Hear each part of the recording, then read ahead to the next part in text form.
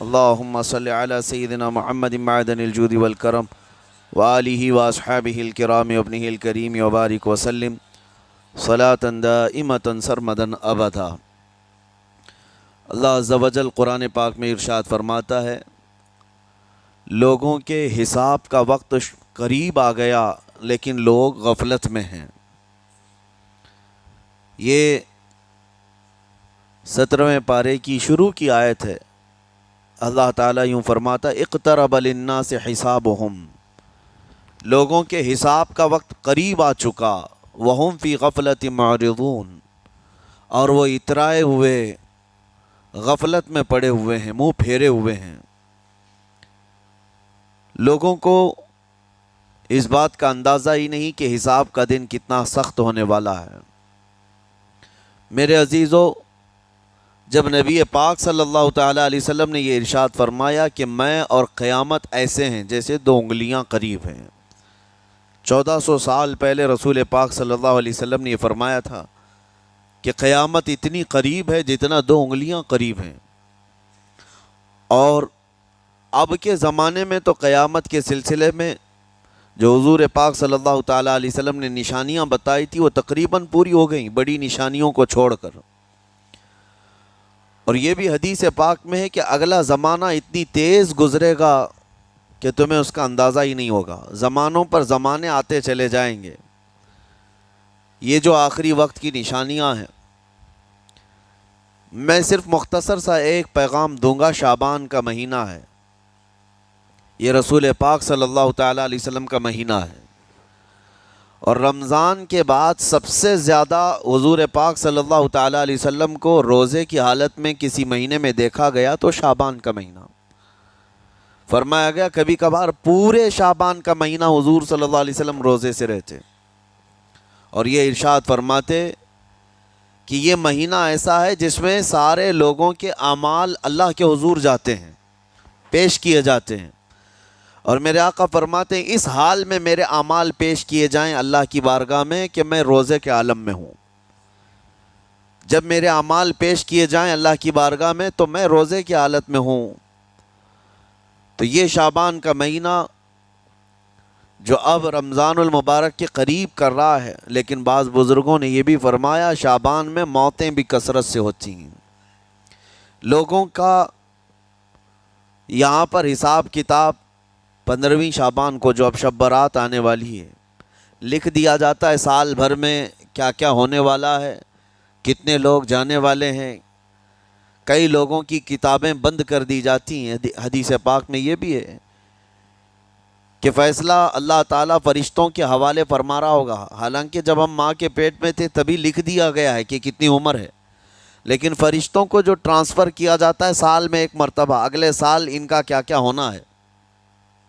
اور حدیث میں ہے کسی کے متعلق فرشتوں کو یہ کہا جا رہا ہوگا کہ فلاں 1 مہینے بعد، 2 مہینے بعد، 1.5 مہینے کے بعد اس کی فلاں وجہ سے موت آئے گی، لیکن وہ بندہ شادی کی تیاری کر رہا ہوگا۔ وہ بندہ جس کی موت کا آرڈر جاری ہو چکا ہے، فرشتے لے چکے ہیں، وہ اپنے کاروبار کے اور اپنے گھر بار کے بنانے میں مصروف ہوگا، اسے اندازہ تک نہیں ہوگا کہ شعبان کے اس مہینے میں اس کی موت کا پروانہ نکل چکا ہے۔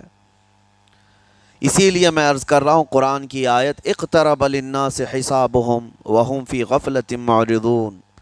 اللہ فرماتا ہے لوگوں کا حساب بہت قریب آ چکا جبکہ وہ غفلت میں پڑے ہوئے ہیں۔ اب جس زمانے میں آپ زندگی گزار رہے ہیں یہ اتنی تیزی سے آپ کے اوپر سے گزر جائے گا کہ آپ کو احساس تک نہ ہوگا۔ بلکہ ایک حدیث کا مفہوم یہ بھی ہے کہ جوان بوڑھے نظر آنے لگیں گے اور بچے جوان نظر آنے لگیں گے۔ وہ دور آئے آج، بچے تو ہمارے جوان ہو ہی چکے ہیں، جو 6 سال کے بچے ہیں، 5 سال کے بچے ہیں، جن کو حقیقت میں بچہ کہا جاتا تھا، اب کے زمانے میں وہ بچے ہی نہیں رہ گئے ہیں۔ 8 سال کے بچے وہ بچے ہی نہیں رہ گئے۔ ساری اسکولوں کے حالات ہمارے پاس آئے دن نئی نئی خبریں آتی ہیں۔ 3ری جماعت کا، 4تھی کلاس کا بچہ خطرناک قسم کے نشوں میں مبتلا ہے جو بڑے بڑے جوان بھی نہیں کیا کرتے تھے۔ تو بچہ کہاں رہا؟ حضور پاک صلی اللہ تعالیٰ علیہ وسلم نے فرمایا تھا بچے جوان لگیں گے اور جوان بوڑھے، اور جوانوں کی حالت یہ ہے کہ سارے مزے اپنے بچپن میں اتنے کر لیے کہ جوانی میں طاقت ہی ختم ہو گئی۔ 25 سال کی عمر میں ایسے لگتے ہیں جیسے کہ بوڑھاپا آ گیا، کمزوریاں آ گئیں۔ 30 سال پہلے کے دور میں 40 سال کو بھی جوانی کہا جاتا تھا، اب کے دور میں 40 سال تو بڑھاپا ہو گیا۔ 30 سال کی عمر کے بعد آج کے نوجوانوں کے جواب دینے لگ جاتے ہیں۔ اس کی وجہ یہ ہے کہ بچپن میں اپنے آپ کو برباد کر لیا، بچپن میں اپنے آپ کو ختم کر لیا۔ تو جو بچپنا تھا اس کو جوانی میں بتا دیا، اور جو جوانی ہے وہ بڑھاپے میں۔ اور جو بوڑھے اصل بوڑھے ہیں جن کو 60-70 سال کی عمر ملی ہوئی ہے، یہ اللہ تعالیٰ کی طرف سے ان کے لیے نعمت ہے۔ باقی قیامت کے قریب جو حالات ہیں وہ اس طرح کے ہیں۔ اور مزید میں آپ کو یہ بھی بتا دوں کہ زمانہ ترقی کرتے کرتے تمہیں ایسا سست اور کاہل بنا دے گا کہ تم کوئی کام کے لائق بھی نہیں رہ جائیں گے۔ بہت ساری چیزیں ہم سے رخصت ہو رہی ہیں، ہمیں اندازہ بھی نہیں۔ ابھی کل ہی میں ذکر کر رہا تھا، ابھی 10 سال پہلے 20 سال پہلے جو چیزیں ہمارے آنکھوں کے سامنے موجود تھی وہ اب غائب ہو چکی ہیں۔ خالی وقت اسے ملے تو نشہ بھی یاد آ جائے، خالی وقت اسے ملے تو عورتوں کی طرف میلان بھی بڑھ جاتا ہے، خالی وقت اسے ملے تو اس کو دولت لٹانے اور عیاشی کرنے کی فکر بھی سوار ہونے لگتی ہے۔ اپنے آپ کو وہ کسی چیز میں مصروف کر لے، اور سب سے بہترین مصروفیت کیا ہے؟ اللہ اور اس کے رسول کا ذکر پاک ہے۔ یہ سب سے بہترین مصروفیت ہے کہ تم نے اپنے آپ کو اس میں مصروف کر رکھا تو اللہ تعالیٰ دنیا کی تمام مصروفیتوں سے تمہیں آزاد کر دے گا، برائیوں سے آزاد کر دے گا۔ قرآن میں رب تعالیٰ فرماتا ہے وَقَالُوا حَسْبُنَا اللَّهُ وَنِعْمَ الْوَكِيلُ، جنہوں نے یہ کہا ہمارا رب ہمارے لیے کافی ہے، ہمارا اللہ ہمارے لیے کافی ہے، اور کیا ہی بہترین مددگار ہے، کیا ہی بہترین وکیل ہے جس نے یہ کہا۔ اللہ فرماتا ہے اس کے فوراً بعد آیت آئی ہے فَانْقَلَبُوا بِنِعْمَةٍ مِّنَ اللَّهِ وَفَضْلٍ لَمْ يَمْسَسْهُمْ سُوءٌ، اللہ ان لوگوں کو اپنی خاص نعمتوں میں لے جائے گا، ایسی جگہ جہاں کوئی برائی انہیں چھو بھی نہ سکے گی۔ جنہوں نے اللہ کی بارگاہ میں یہ کہا حسبنا اللہ ونعم الوکیل، آگے بھی ہے دوسری آیت ہے نعم المولا ونعم النصیر، جس نے یہ کہا اللہ فرماتا ہے ان بندوں کو اللہ اپنی خاص نعمتوں میں لے جائے گا اور فضل میں لے جائے گا، ایسی جگہ لم یمسسہم سوء، جہاں انہیں کوئی برائی چھو بھی نہ سکے گی، کوئی برائی نہ آ سکے گی۔ اسی لیے کثرت سے اپنے آپ کو مصروف رکھو۔ یہ جو محافل ہماری ہو رہی ہیں اللہ کرے کہ ہمیشہ قائم رہیں۔ ہم ہفتے میں ایک مرتبہ ذکر کی مجلس میں آتے ہیں اپنے دل کو اللہ تعالیٰ کی یاد سے معمور کرنے کے لیے۔ ویسے کھانا تو دن میں 3 مرتبہ اور کوئی تو 5 مرتبہ کھاتے ہیں۔ اپنے جسم کا بھرپور خیال رکھا جاتا ہے، ہماری روح کے خیال کے لیے ان مجلسوں میں آنا ضروری ہے۔ یہ مجلسوں کی پابندیاں، اور اگر آپ اس کو ہی یہ سمجھ کر نہ چلیں کہ ہم نے ایک بار ہفتے میں ذکر کر لیا تو اب کافی ہے۔ ہماری گاڑی بھی جو ہے پیٹرول بار بار مانگتی ہے، اس کو جس طرح سے چلاتے ہیں اس طرح سے اس کی خواہش بھی ہے۔ روزانہ گاڑی کو اگر کہیں کھڑی کر رکھیں تو زیادہ پیٹرول نہیں لگے گا، لیکن چلتی رہے تو بار بار پیٹرول کی ضرورت ہے۔ ہم میں سے ابھی کوئی ایسا نہیں ہے جو بستر پر پڑا ہوا ہے، ہر کوئی چل رہا ہے، پھر رہا ہے، دنیا میں مصروف ہے۔ تم اپنے کھانے پانے بھی کر رہے ہو، لوگوں سے ملاقات بھی کر رہے ہو، اس کا مطلب ہے تمہاری گاڑی چل رہی ہے اور اس کو پیٹرول بار بار چاہیے۔ اور یہی جو ایندھن ہے، یہ پیٹرول ہے، اس کا کام یہ اللہ تعالیٰ کا ذکر کرتا ہے۔ تمہارے جسم کو بیلنس رکھنے کے لیے، تمہاری فکروں کو بیلنس رکھنے کے لیے، تمہارے دماغ کو صحیح سلامت ایک نہج پر رکھنے کے لیے یہ ذکر کی محافل قوت دیتی ہیں۔ اگر اس ہفتے میں آپ نے ذکر کیا نہیں ہوا تو آپ اپنے ہی گھر پر سونے سے قبل بستر پر بیٹھ کر کیوں اللہ کا ذکر نہیں کر لیتے؟ 5 منٹ 10 منٹ اس مولا کو پکار کر کے سونے میں کیا حرج ہے؟ لوگ موبائل دیکھتے، گانے سنتے، فلمیں دیکھتے ہوئے سو جاتے ہیں، لیکن اللہ رب العزت کو یاد کر کے سونے والا، میرے عزیزو، قرآن میں مولا فرماتا ہے فَاذْكُرُونِي أَذْكُرْكُمْ، اس کا وعدہ ہے تم مجھے یاد کرو میں تمہیں یاد کروں گا۔ اور اس کی تفسیر میں اللہ تعالیٰ کے اس قول میں، اس فرمان کی تفسیر میں بزرگوں نے فرمایا اللہ کیسے یاد کرتا ہے بندے کو؟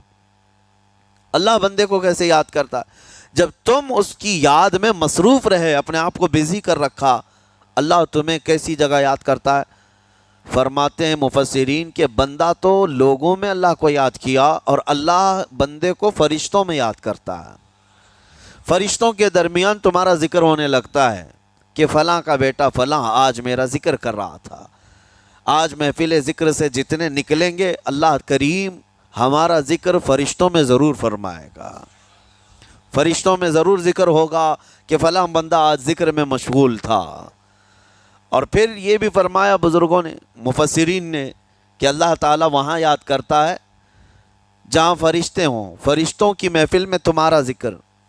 اور اس کے علاوہ یہ بھی فرمایا گیا کہ تم دنیا میں زندگی میں اسے یاد کرتے تھے، اور وہ تمہیں مرنے کے بعد قبر میں یاد کرے گا۔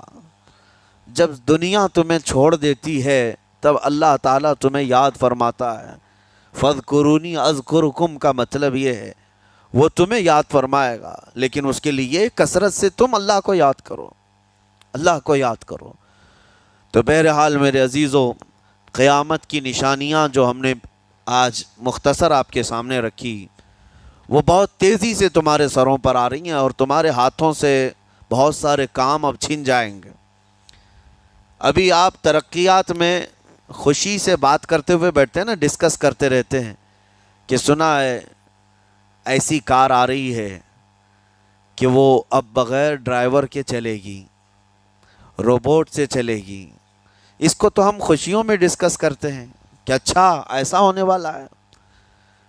پہلے ایسا تھا کہ موبائل آپ بٹن کے دباتے تھے، کسی نے اگر خبر کر دیا کہ نہیں بعد میں صرف ٹچ کرنے سے آتا ہے تو آپ کہتے اچھا ایسا بھی آنے والا ہے۔ لیکن آپ کوئی کہے تو آپ کو کوئی تعجب نہیں، ٹچ اسکرین، کوئی تعجب کی بات نہیں، بنا ڈرائیور کے گاڑیاں آ جائیں گی۔ اس طرح ہوتے ہوتے نظام زندگی اس قدر بدل جائے گا، اس قدر بدل جائے گا۔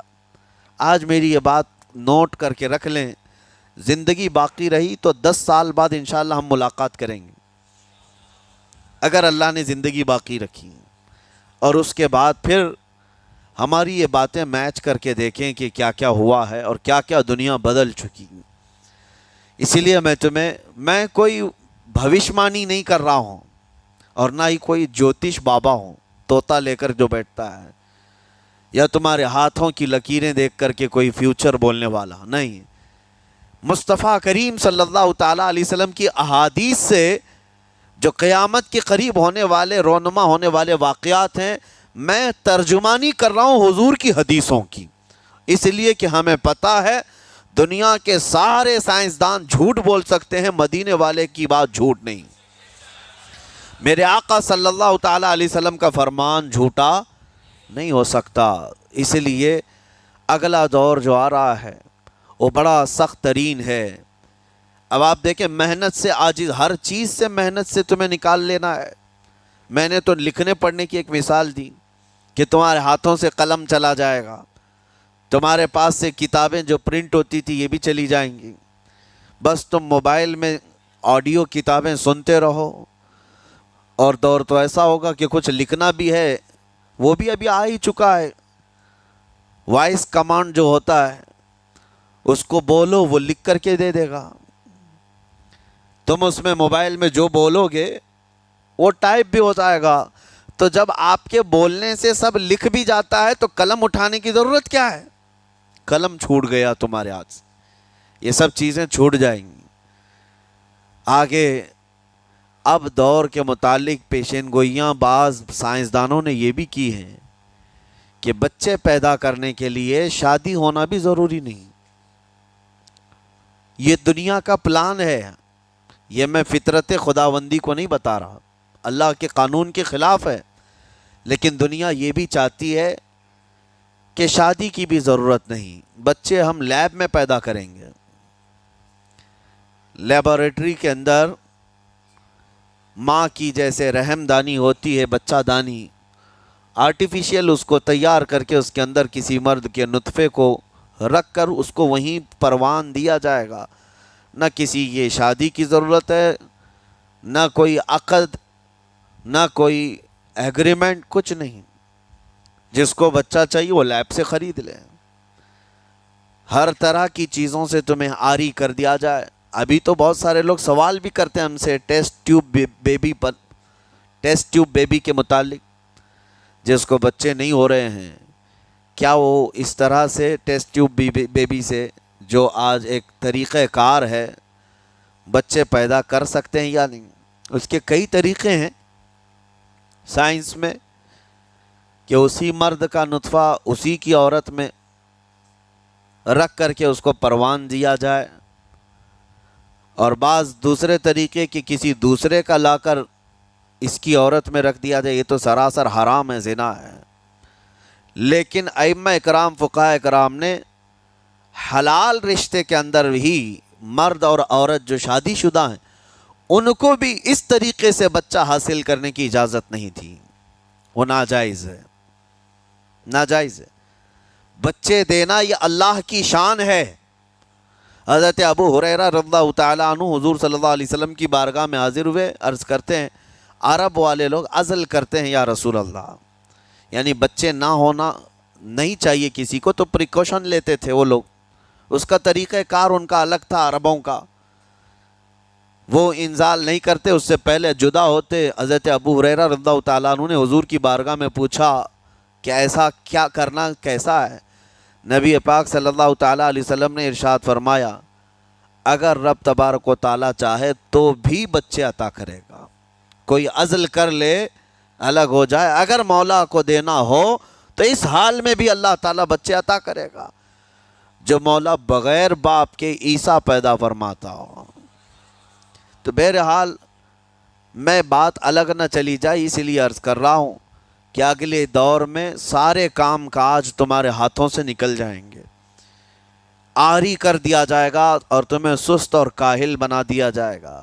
اور جب بندے کے پاس کوئی کام ہی باقی نہ رہے تو اس کا دماغ شیطانی بن جائے گا، اور شیطان اس کو ہانکتا رہے گا صبح سے شام تک، شام سے صبح تک.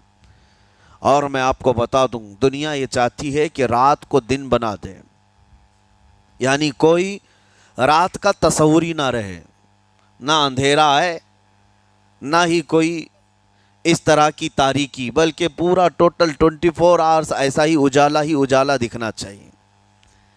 تمہاری نیندیں ختم ہوں، کسی کے لیے بھی اندھیرا ہو گیا چلو سوئیں. یہ اللہ کے جتنے نظام ہیں اس سے یہ دنیا چھیڑ چھاڑ کرنے کی کوشش کر رہی ہے. یہ جو خفیہ طاقتیں ہیں دنیا کو جو چلا رہی ہیں، وہ فری میسن ہوں اور سیکریٹ تنظیمیں جو آج دنیا میں کام کر رہی ہیں، وہ قانون خداوندی سے چھیڑ چھاڑ کرنا ان کی فطرت عادت ہے. ہر چیز جو اللہ تعالیٰ کی بنائی ہوئی، پہاڑوں کو اپنی جگہ سے ہٹا دینا. عرب میں آج پتہ ہے آپ کو، سعودی میں سب سے زیادہ پہاڑ کاٹے جا رہے ہیں. پہاڑ اتنے کاٹتے ہیں وہ لوگ، پورے کے پورے پہاڑوں کو انہوں نے زمین سے الگ کر دیا، اور وہاں پہاڑ کا وجود ہی نہیں. مکہ میں جا کر آپ دیکھ لیں، مدینے میں جا کر دیکھ لیں، 4 سال 5 سال کنٹینیو کئی مشینیں لگا کر کے پورے پہاڑ کو صاف کر دیا، پتھر کے پہاڑ.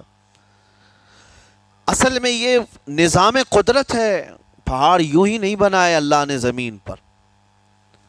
والجبال اوتادا، یہ میخ بنا کر کے اس میں گاڑ دیے گئے تاکہ زمین ہلنے نہ پائے. زمین پانی پر ہے، اور جب پہاڑوں سے چھیڑ چھاڑ کیا جائے گا زمینوں میں زلزلے آئیں گے، ادھر سے ادھر زمین ہل جائے گی. اور تو اور انہوں نے اپنی ٹیکنالوجی کو بڑھاتے بڑھاتے قانون خداوندی میں چھیڑ چھاڑ کے لیے کیا نہیں کیا، انہوں نے جعلی اور آرٹیفیشل ارتھ کویک لانے کی کوششیں کی، مصنوعی زلزلے، مصنوعی بارش ہوتی نہیں، لیکن پورے کلاؤڈ کو جمع کر کے، بادلوں کو جمع کر کے ایک جگہ، اور پھر اس کو کیمیکل کے ذریعے سے پانی برسا دیا جائے۔ لوگوں کو لگتا ہے کہ ابر چھا گیا اور پانی آنے لگ گیا، یعنی بارش بھی مصنوعی برسائی جائے، ہوائیں بھی مصنوعی چلائی جائیں، پہاڑ بھی کاٹ دیے جائیں، جعلی زلزلے لائے جائیں۔ سونامی کو بھی لانے کی ترکیبیں ان لوگوں نے سوچی کہ زیر زمین جو لاوا ہوتا ہے اس کے اندر دھماکہ کر دیا جائے تاکہ پانی کی موجیں بے قابو ہو کر بہت زیادہ لہریں اٹھ جائیں اور دنیا میں تباہی مچائیں۔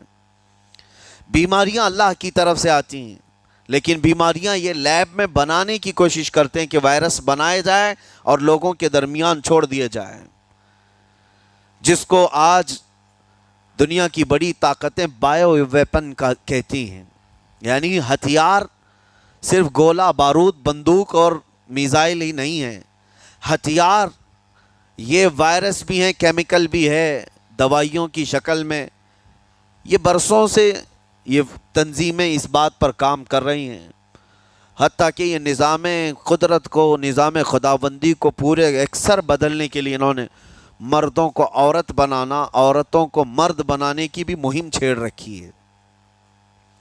ٹرانسجینڈر، ان سب کو خاص قانونی حق دیا جائے گا، اور مرضی سے آدمی اپنے جینڈر کو، اپنی جنس کو چینج کروا لے۔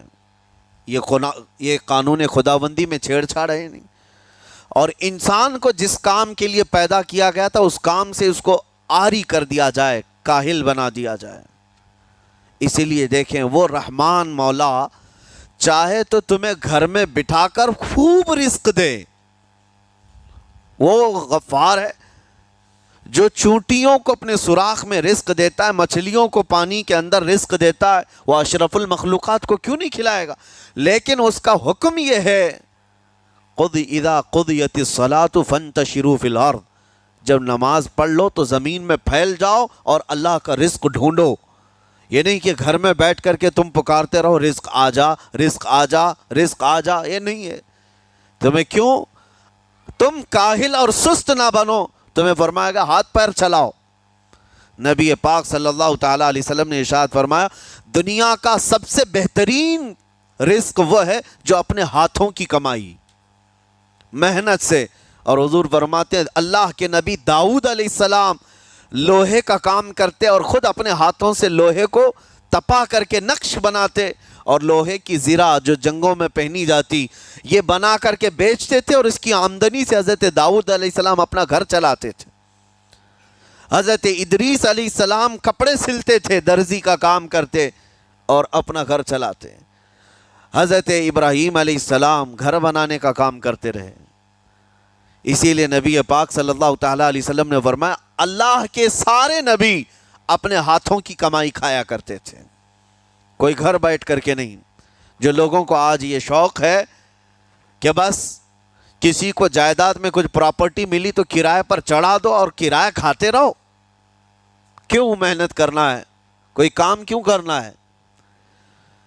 میں یہ نہیں کہتا کہ کرایہ مت کھاؤ، کھاؤ کرایہ، لیکن اپنے جسم کو ایسا کاہل اور سست بناؤ گے تو یہ شیطان کی آماجگاہ بن جائے گا دماغ، اور اتنے گناہ کرنے لگ جاؤ گے کہ تمہارے کنٹرول میں نہیں رہے گا۔